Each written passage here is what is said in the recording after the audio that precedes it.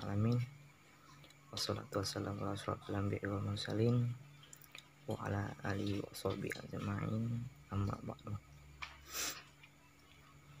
Segala puji syukur atas kehadirat Allah, atas segala nikmat dan karunia-Nya, sehingga kita dapat melaksanakan rutinitas harian kita. Kemudian selawat dan salam marilah kita hadiahkan kepada Nabi besar Muhammad SAW. Kita memperpanjang mukadimah, langsung saja saya akan membawakan makalah atas nama Isman. Saya Bella Duendriani. Saya Ainul Mardiah. Nama Nurnilan Sari. Yaitu tentang pembahasan paham dan aliran dalam akidah Islam. Langsung saja. A. Aliran Jabariyah. 1. Pengertian Jabariyah. Nama Jabariyah berasal dari kata jabara yang mengandung arti memaksa. Sedangkan menurut Al-Syahbani bahwa Jabariyah berarti menghilangkan perbuatan dari hamba secara hakikat dan menyandarkan perbuatan tersebut kepada Allah Subhanahu wa taala. Oleh karena itu, aliran Jabariyah ini menganut paham bahwa manusia tidak mempunyai kemerdekaan dalam menentukan kehendak dan perbuatannya. Manusia dalam paham ini betul melakukan perbuatan, tetapi perbuatannya itu dalam keadaan terpaksa. Ciri-ciri ajaran Jabariyah. Di antara ciri-ciri ajaran Jabariyah adalah bahwa manusia tidak mempunyai kebebasan dan ikhtiar apapun. Setiap perbuatan baik, yang jahat, buruk atau baik semata Allah semata yang menentukannya. Bahwa Allah tidak mengetahui sesuatu apapun sebelum terjadi. Ilmu Allah bersifat hudus atau baru. Iman cukup dalam hati saja tanpa harus dilapaskan. Bahwa Allah tidak mempunyai sifat yang sama dengan makhluk ciptaannya. Bahwa surga dan neraka tidak kekal dan akan hancur dan musnah bersama penghuninya, karena yang kekal dan abadi hanyalah Allah semata. Ayat-ayat yang menunjukkan tentang latar belakang lahirnya paham Jabariyah diantaranya Al-Quran Surah As-Saffat 96 yang artinya padahal Allah yang menciptakan kamu dan apa yang kamu perbuat itu. B. Quran Surah Al-Anfal, maka yang sebenarnya bukan kamu yang membunuh mereka, akan tetapi Allah lah yang membunuh mereka, dan bukan kamu yang melempar ketika kamu melempar, tetapi Allah lah yang melempar. Allah berbuat demikian untuk membinasakan mereka dan untuk memberi kemenangan kepada orang-orang mukmin dengan kemenangan yang baik. Sungguhnya Allah Maha mendengar lagi Maha mengetahui. C. Quran Surah Al-Insan 30, artinya dan kamu tidak mampu menempuh jalan itu kecuali bila dikehendaki Allah. Sesungguhnya Allah adalah Maha mengetahui lagi Maha bijaksana. 2. Dasar aliran Jabariyah. Dalil nakli sebagai dasar aliran Jabariyah yaitu Quran Surah As-Saffat ayat 96, artinya padahal Allah lah yang menciptakan kamu dan apa yang kamu perbuat itu. Adapun dalil-dalil akli yang dijadikan landasan bagi kaum Jabariyah antara lain sebagai berikut. Makhluk tidak boleh mempunyai sifat sama dengan sifat Tuhan, dan kalau itu terjadi berarti menyamakan Tuhan dengan makhluknya. Hal ini ditunjukkan dengan dalil-dalil baik syariat maupun akal.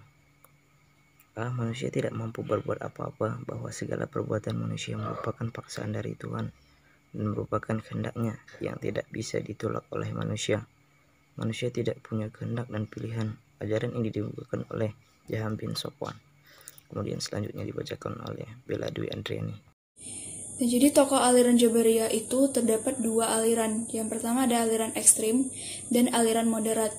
Pada aliran ekstrim terdapat beberapa tokoh. Yang pertama yaitu Jam bin Safwan. Nama lengkapnya adalah Abu Ma'rus Jam bin Safwan.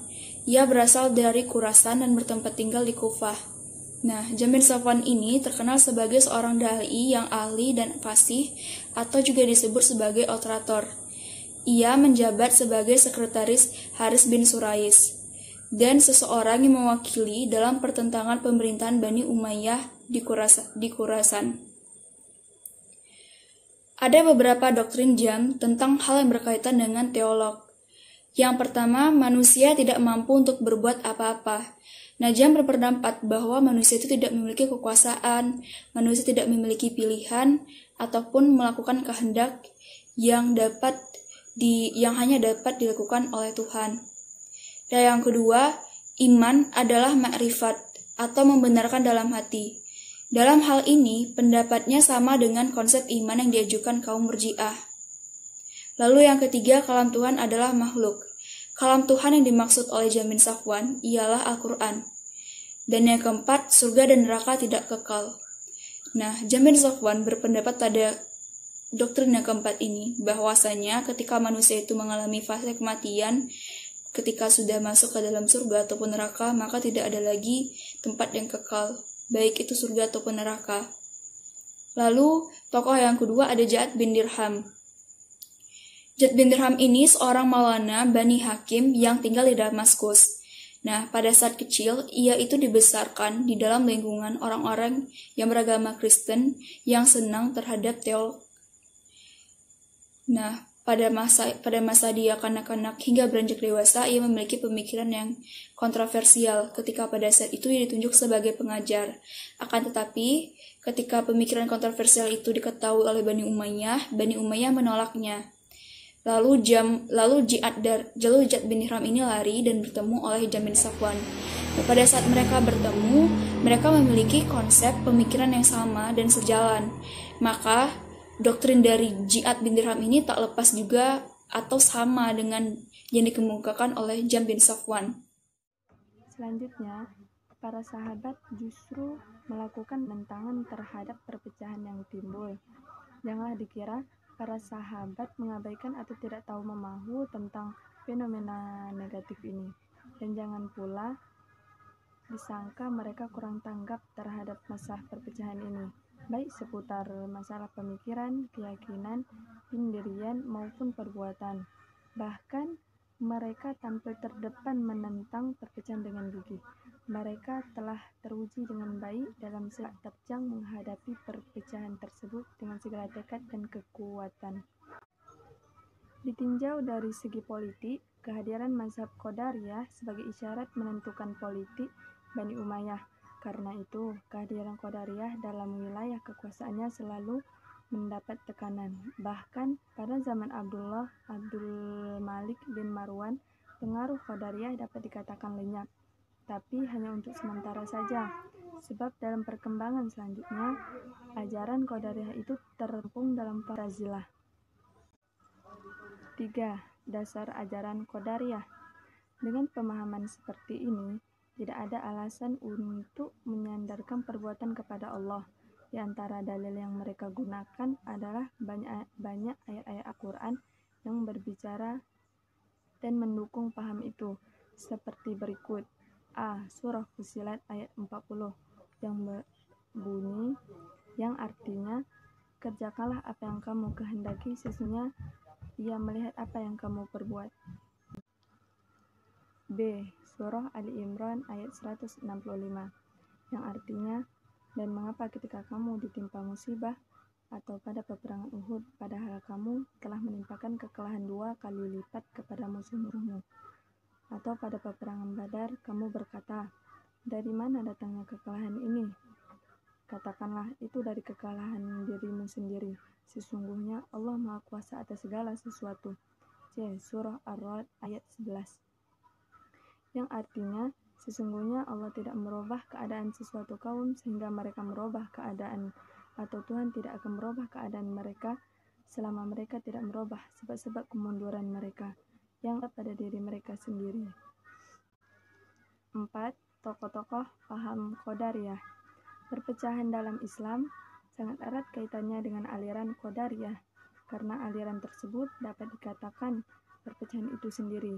Berikut ini adalah tokoh-tokoh yang termasuk di dalamnya tokoh pencetus aliran Qadariyah. Abu Hasan Al-Qayyad berkata dalam kitabnya Al-Intisar, tidak ada seorang pun yang berhak mengakui sebagai penganut Mu'tazilah sebelum ia mengakui al-usul al-khamsah, 5 dasar, yaitu al-tauhid, al-ad, al-wa'du, al-wa'id, al-mar ma'ruf nahi munkar, dan manzilah baina manzilatain. Jika telah penganut semuanya, maka ia penganut paham Mu'tazilah. Berikut penjelasan masing-masing, yaitu A. Tauhid memiliki arti penetapan bahwa Al-Quran itu adalah makhluk, sebab jika Al-Quran bukan makhluk, berarti terjadi sejumlah zat qadim. Menurut mereka Allah adalah qadim, dan jika Al-Quran adalah qadim, berarti syirik atau tidak bertauhid. Menurut mereka, tauhid maknanya mengingkari sifat-sifat Allah, karena menetapkannya berarti menetapkan banyak zat yang qadim. Itu sama artinya menyamakan makhluk dengan halik, dan penetapan banyak sang pencipta. Mereka mentakwil sifat-sifat Allah dengan mengatakan sifat Allah adalah zatnya. Sebagai contoh, Allah alim, maha mengetahui, maknanya ilmu Allah adalah zatnya, dan seterusnya. Di antara sebagian konsekuensinya, mereka mengingkari ru'yatullah. Terima kasih kepada saudari yang telah membacakan makalah. Kemudian kami lanjutkan kepada sesi tanya jawab kepada rekan-rekan mahasiswa. Kami persilahkan mengajukan 3 pertanyaan. Kami akhiri makalah kami dengan melafazkan subhanakallahumma wa bihamdika asyhadu an la ilaha illa anta astaghfiruka wa atubu ilaik. Sekian dan terima kasih. Assalamualaikum warahmatullahi wabarakatuh.